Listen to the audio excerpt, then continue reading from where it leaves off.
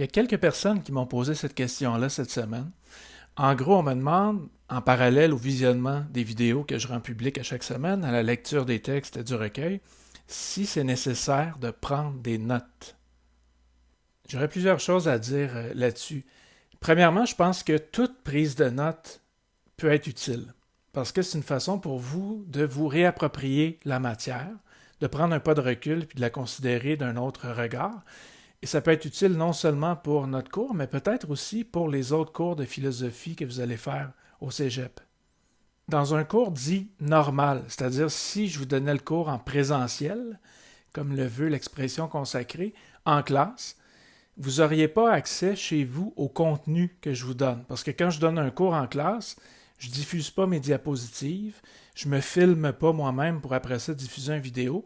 Donc les étudiants n'ont pas accès au contenu que j'ai donné. Alors là, la prise de notes me semble absolument essentielle parce que c'est des traces qui aident les étudiants à comprendre la matière, à réviser, à se préparer en vue des évaluations.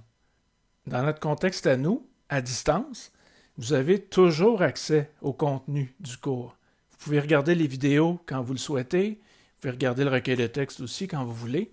Alors dans ce contexte-là, c'est peut-être moins nécessaire de prendre des notes de manière assidue.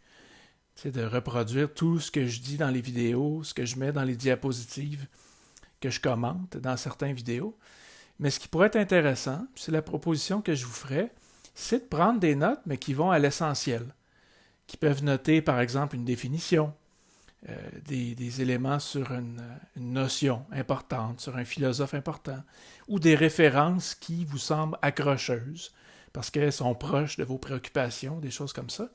Alors, ça, ce serait un complément intéressant, je pense, aux vidéos pour vous préparer aux évaluations. Peut-être que vous allez voir, en faisant la première évaluation, si vous avez à vous ajuster en cours de route.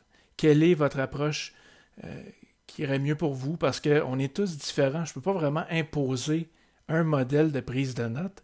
Ça dépend des préférences, des habitudes.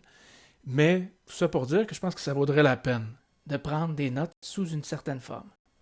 Il y a une chose que j'ai oublié de dire dans ce qui précède, c'est que s'il y a des gens parmi vous qui ont le recueil de texte en format papier, je pense que ça pourrait être intéressant de prendre des notes dans le recueil lui-même, étant donné que le recueil aborde les thèmes du cours. Ça pourrait être facile de prendre des notes dans les marges ou à certains endroits dans le texte. C'est juste une suggestion, parce que ça peut aussi être des notes qui sont prises à part, que ce soit à l'ordi ou dans un cahier.